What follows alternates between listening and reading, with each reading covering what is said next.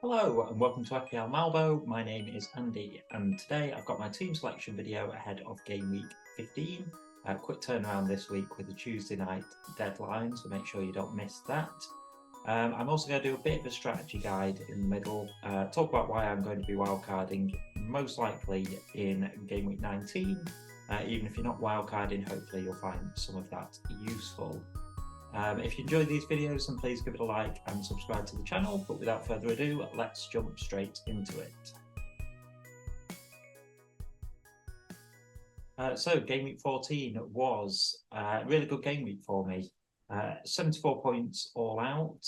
I halved my rank basically. I'm just outside the top 100k. Really happy with where I am. Haven't used a chip yet. This was supposed to be the kind of the muddling through really a bit of the season for me, and then use the wild card and really kind of attack later on.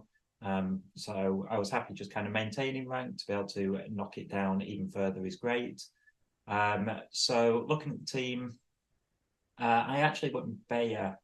I was talking about playing Brandthwaite, decided to play Bayer. Really, it's an absolute punt team. He's had 0 points all season really, and Burnley haven't kept any clean sheets. But I just Sheffield United looked so poor. I just decided to put him in. In the end, I mean, amazing score from him, 11 points, absolutely superb. But he only outscored Brandthwaite by 2, so it didn't make a huge difference. I kind of wish I'd gone with my gut. I was sure that Matty Cap was going to be benched for that Villa game. He was the only defender that played 90 minutes out of the regular defenders midweek. He'd also been taken off the previous weekend at half time. So I saw that benching come in. I should have just gone with my gut and benched him. But of course, he came on for a 1-pointer. Kieran Trippier, I mean, he hit the bar as well from a free kick in that Newcastle game against United. He could have had more returns, but I'm not going to complain about a 12-pointer. Just Tooth Johnston goal, that move really hasn't worked out. I should have just held my nerve really with Flecken as my goalkeeper. But hindsight is, 2020. These things happen.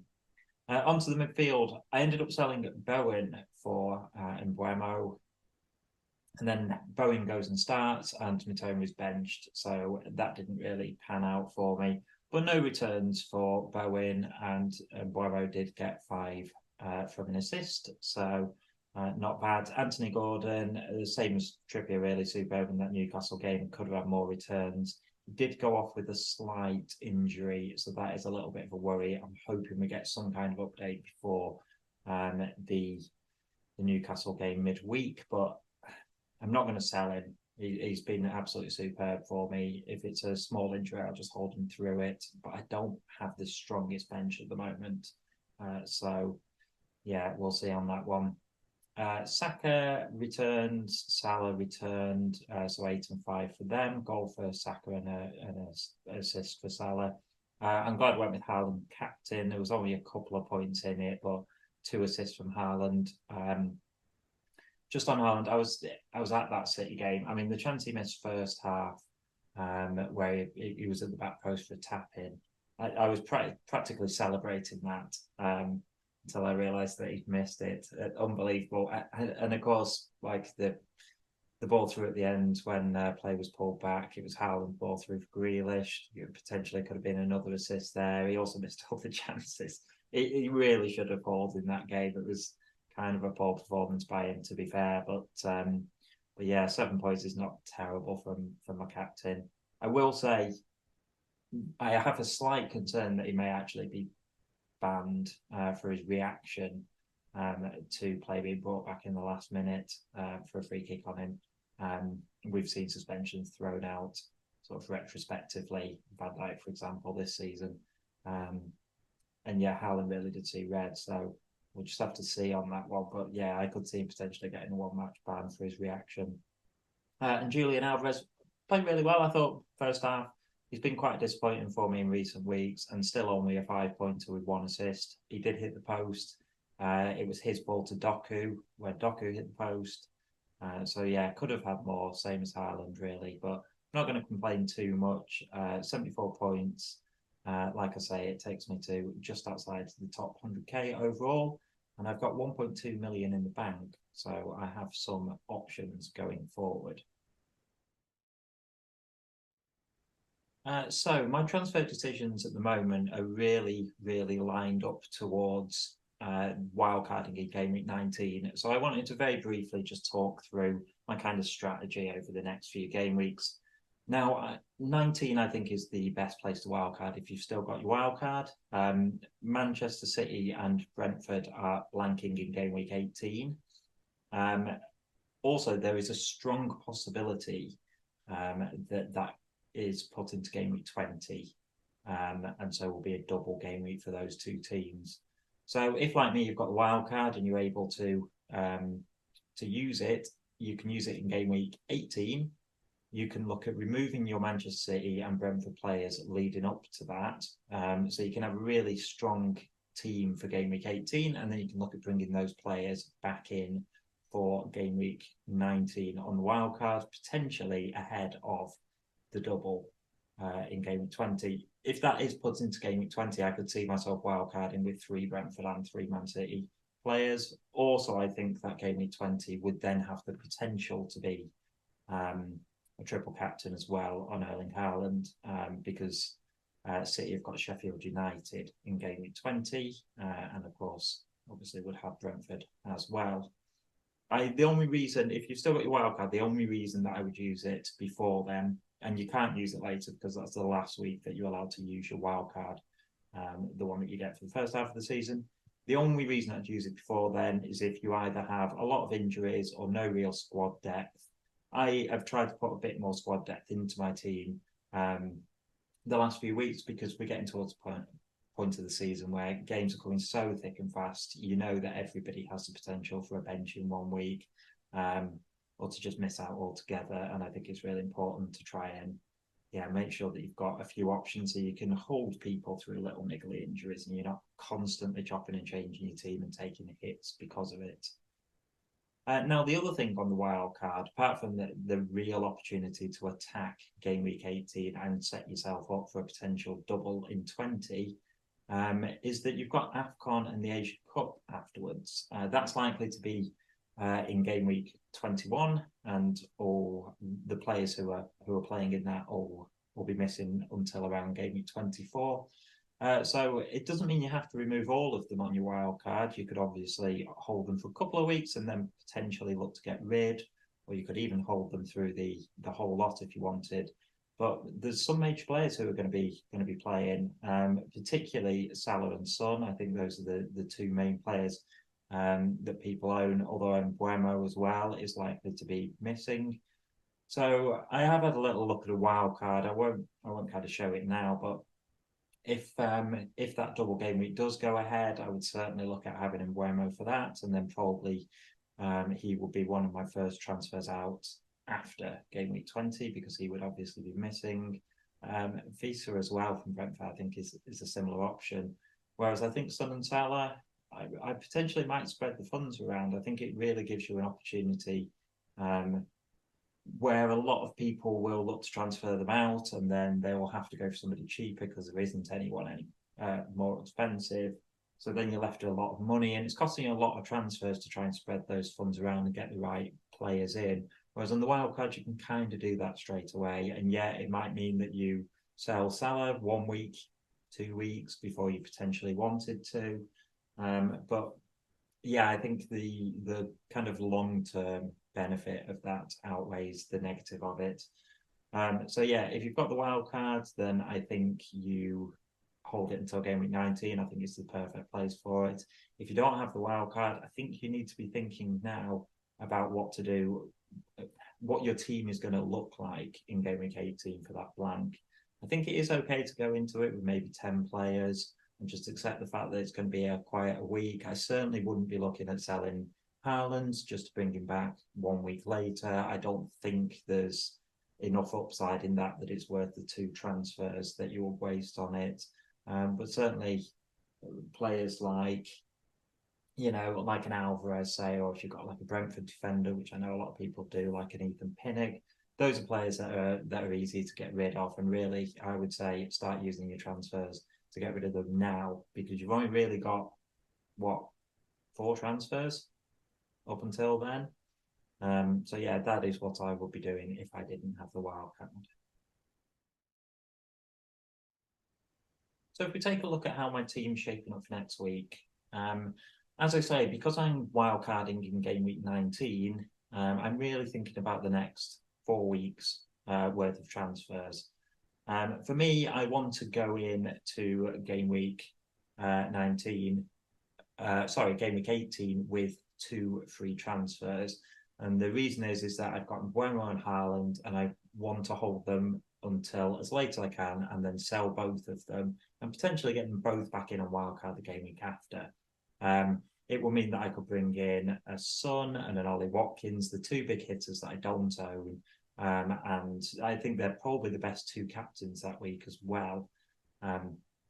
So that means that I only have 2 free transfers over the next 3 game weeks to use, and they're both ones that it's such a short-term thing, really, that I can have a little bit of fun with, I guess. Alvarez will be one of those because I don't want to hold another City player. It also means I'm not going to bring in any City or Brentford players. So for this week, Alvarez is an option. If I could go straight up to Ollie Watkins, I probably would do that, even with Villa's tough fixtures over the next few. He's been so consistent this season. It's the biggest rank killer for me, without a doubt. Son has been explosive at times, but Ollie Watkins has just delivered consistently, and I haven't had any of those points. He's really outscored Alvarez and has been well worth the extra money. But I can't go straight up to him. Isak is an option as well, but I think the most likely thing is that I won't be able to get Ollie Watkins until I wildcard. Now, if I look at my team for next week, I think the obvious weakness is Matty Cash. Benched last week. I think he will probably start against Man City, but it's against Man City. Also, his attacking returns have really dried up. Villa haven't kept a ton of clean sheets anyway. It's been Matty Cash's attacking returns that's justified his price. So he's really the biggest one on the chopping block for me. Now, I had it in my head that I really needed a Arsenal defender, but I actually don't see a huge amount of clean sheets for them over the next few fixtures. They have a good fixture this week, admittedly. I think it's, just pull it up here. Yeah, they've got Luton this week. But after that, the next 3 fixtures that I'd have to play them in is Villa away. I don't think see a clean sheet there. Brighton at home. I mean, Brighton have been conceding goals, but have been very, very good going forward. So I don't see a clean sheet there. And then Liverpool away. Don't see a clean sheet there. So really, I'm looking at bringing a defender in for, I think, probably 1 clean sheet over the next 4. I think I can do better than that. So the person that's actually my favourite at the moment is Luke Shaw. Back into the Man City team. I think he's incredibly important. To Man United. I think he's incredibly important to Man United. He's such an upgrade. They actually played him at centre-back this week in the Newcastle loss. Considering how much they were dominated, I think he had a reasonably good game. The fixtures aren't bad. I mean, they've got Chelsea this week. I don't think anyone has absolutely outstanding fixtures. But Luke Shaw tends to be on a lot of corners and free kicks as well. So you've always got the potential of an assist with him. So, yeah, he's probably my favourite at the moment. I don't absolutely love it. But it would still give me enough money to upgrade Alvarez to Isak either next week, or potentially, because Man City have got Luton next week, it might potentially be the week after that. Also, I wouldn't be overly fussed if I had an injury or something like that. Then I could potentially look at holding him through. So yeah, that's my favourite transfer at the moment. Matty Cash to Luke Shaw, who would go straight into the team to play Chelsea in front of Branthwaite, leaving him on the bench. Going through the rest of my team, I've got Sam Johnson in goal. He has been a disappointment since I brought him in, to be honest. Bournemouth is really the last good fixture that they have, so I could really do with a clean sheet out of that. Trippier away to Everton. The man only deals in hauls. If he gets an assist, then he tops the bonus points because he is so involved in everything that Newcastle does. If it's a low-scoring game and he gets a clean sheet, he picks up bonus points. The man deals in either 1-pointers or 10-pointers and nothing in between. So let's hope that the Everton game is a 10-pointer. Pedro Porro comes back into my team. He actually played pretty well, I thought, against City, despite conceding 3 goals for a 0-pointer. So I was glad I benched him, but he looked like he had the potential for attacking returns in there. Thought he handled Doku okay in the first half, actually. He's a lovely asset, and with James Maddison out, he's on set pieces as well for Tottenham. So yeah, delighted again to have him against a West Ham team that's looked fairly leaky at the back. I expect Tottenham to win that game. If I was a Son owner, I would be delighted to be playing him, but Pedro Porro is the best I've got. So let's hope for an attacking return there. Mitoma plays against Brentford. That's a tough fixture. The instant regret of selling Bowen in front of Mitoma is here, but he's such a good player. The attacking returns are still possible for him, but he does seem to have gone off the boil a little. But yeah, it's a good Brighton team, so fingers crossed there. Salah's likely to be my captain. Sheffield United away. The talk is that Akibota will be sacked before that game, potentially today or maybe tomorrow. I don't know whether there'll be a new manager bounce, but Sheffield United have looked really poor, so I expect Salah to really haul in that. Saka against Luton away. Luton are a much better team at home than they are away. There is a massive difference between how they play at home and away. So I'm not expecting big things, but you'd still expect Arsenal to score, and he's still the best asset in that Arsenal team, I would argue.